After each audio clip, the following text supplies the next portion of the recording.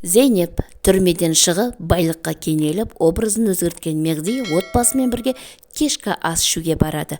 Кешкі ас кезінде ол Нұхпен бірге біраз нәрселерді талқылайды. Ал Нұх болса Мехдиге абайла, бұның артында бір шикілік бар, бұның бәрінен бас тартқаның жөн деп Мехдиге айтады. А Мехди болса сен жұмысын тастап менімен бірге жұмыс жаса деп. Екеуі біраз әңгімелеседі, бірақ Нұх өз ойын толық айтып жеткізеді. Барыш пен Зейнеп те кешкі асқа барып біраз нәрселерді талқылап, көңілді керемет кешті өткізеді. Кешкі асты ішіп болғаннан кейін Барыш Зейнепті үйіне жеткізіп салады. Мехди де отбасымен кешкі асын ішіп болғаннан кейін қайта бастайды. Ал тұраққа келген соң белгісіз біреулер Мехдидің отбасына және Мехдиге оқ жаудыра бастайды. Барлығы да айқайлап шулап, зәре құттары ұшып, машинаның артына тығыла бастайды. Әлгі бейтаныс адамдар оқ жаудырғаннан кейін оқиға орнынан тайып тұрады. Мехди отбасын қорғауға тырысады. Бір кезде ол Митоға барып, мені қорғаған түрің осы ма? Мына адамдар не қарап тұр? Мына адамдарды жұмыстан шығарды, басқа адамдарды қасың ал дейді. Ал Мито болса, бұл Шыңғыс әкейдің жаулары, яғни ол енді сіздің жауларыңызға айналды. Сондықтан біз сіздің қасыңызда қорғауға тырысып жүрміз деген секілді сөздерді айтады. Ал Мехди болса, келесіде осындай қателік жіберетін болсаң, Мито бірінші кезекте сені құртамын деп Митоға ауыр сөздер айтып, отбасын алып үйіне қарай жол тартады. Зейнеп үйіне кіреді. Үйіне кірген бойда сол бөлмеден Нұх пен Жәмиле жататын болған. Ол Аминаға қарап, мына жерде Нұх пен Жәмиле жататын. Олардың жоқтығы қалай сезіліп тұр деп Аминаға айтады. Ал Амина болса, олар қазір мамық төсекте, зәулім сарайда керемет түстерін көріп, ұйықтап жатқан болар дейді. Зейнеп болса, ондай сөздерді айтудың қажет жоқ Амина дейді. Ал Амина болса, сен білмейсің, Мехди қалай өзгергенін мен өз көзіммен көрдім. Ал сен оны мойындағың келмейді. Бұл қандай байлыққа кенелді, ондағы машиналар, адамдар, олар кімдер, сені оның ешқайсысын білмейсің, бірақ сонда да Мехдиді қорғап отсың деп Амина айтады. Сосын Мехдиден абай бол деп ескерту жасайды. Мехди отбасымен бірге өзінің зәулім сарайына келеді және Митоға айналадағы күзетшілердің күшейтуін сұрайды.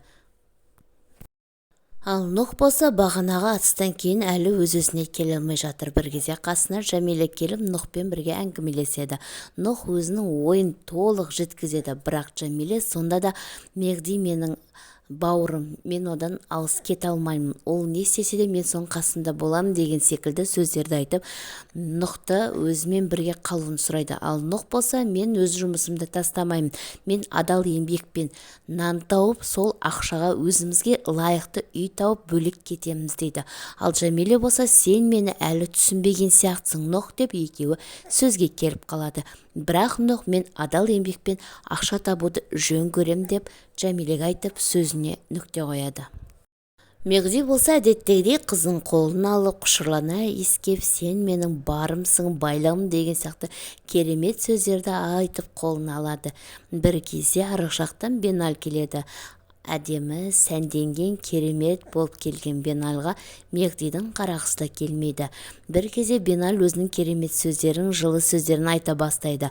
Ал Мехди болса, оның сөздерін ешқайсын жүрегіне жақын алмайды және менің жасайтын жұмыстарым көп деп бөлмеден шығып кетеді. Таң атады. Зейнептің отбасы таңғы ас ішіп жатқан кезде жаңалықтарды оқи бастайды. Яғни Мехдидің адвокаты Зейнеп өзін бұрын ұрлап кеткен бұрынғы күйеуінің адвокаты болған Зейнеп деген секілді ауыр тақырыпта жаңалықтар шыға бастайды. Соның барлығын Зейнептің екі анасы Әмине және Сұлтан оқи бастайды. Ал Зейнеп болса таң қалуда. Оны да сонымен қатар түрмеде отырған Шыңғыс әкейде оқиды. Сосын Мехдидің отбасы да оқиды, яғни Нұх шыққан жаңалықты әлеуметтік желіден оқи бастайды. Мехдидің адвокаты оның бұрынғы әйелі Зейнеп деген секілді ауыр тақырыпта жаңалықтарға жария болған екен. Сонымен қатар Барыштың әпкесі Өзлемді оқиды. Барлығы кофе ішіп отырған кезде Өзлем жаңалықтарды оқи бастайды. Ал оны Барыш, Алирза, Саваш барлығы да өте жақсы қабылдайды. Ал оған ашуы ызасы келген Өзлем сендерді бұндай деп ойламадым деген сияқты ашу ызасын барлығын соларға айтып салады. Ал Барыш болса, мен барлығын да толық қолдаймын. Саваш өте дұрыс жасады деп Саваш қолдайды. Яғни Саваш Мегдидің отырысына, яғни сотына қатысқан болатын. Бұл жаңалықты естіген Зейнептің қосаназы айқайға басады. Әсіресе Нермин: Зейнеп, сен неге бұндай қадамдарға барасың? Саған Мегдиден не істегенін ұмытып қалдың ба деген секілді сөздерді айтады. Ал Зейнеп болса, мен бар болғаны адвокаттық қызметімді атқардым деп барынша оларға түсіндіруге тырысады. Нұх Мегдиге барлығы жария болды. Енді Зейнепке де тыныштық бермейді деген секілді сөздерді айтады. Ал Мегди болса, жоқ, оған ешкім тиіспейді деп жауап береді. Нұх барлығы өз ойын еркін жеткізеді, бірақ Мегди Жәмиле оны түсінгісі келмейді. Мен жұмысқа кеттім деп кетіп бара жатқан кезде Мегди оны тоқтатып: сен тағы да ойла, ол жұмыстан шығып менің қасымда жұмыс істесең болады дейді. Бірақ Нұх: мен өз еңбегімен ақша тауып бөлек шығып кеткім келеді, яғни үй жалдап бөлек тұрғым келеді. Жетпей жатқан жағдайда несие аламын деп өзінің ойын айтып жұмысына қарай жол тартады. Бір кезде Барышқа Левент деген адвокат хабарласады. Левент деген адвокат Нермин ханым ісін жүргізіп жүрген адвокат болатын. Ол Барышқа Нермин ханымның бүкіл ақшасын, үйін, компаниясын барлығын қайтарып алғанын айтады, және оның бұрынғы күйеуін түрмеге отырғызғанын айтып ескертеді. Барыш телефонды қоя сала Нермин ханымға хабарласады. Нермин ханым қуанғаннан не айтарын білмей: Барыш, саған көп рахмет, үлкен рахмет деп өзінің рахметін жаудырады. Нермин ханым Барышпен сөйлес болғаннан кейін өзінің отбасына өзінің бар байлығын қайтарып алғанын айтады, және Барышқа көп рахмет деп барлығы да қатты қуанады.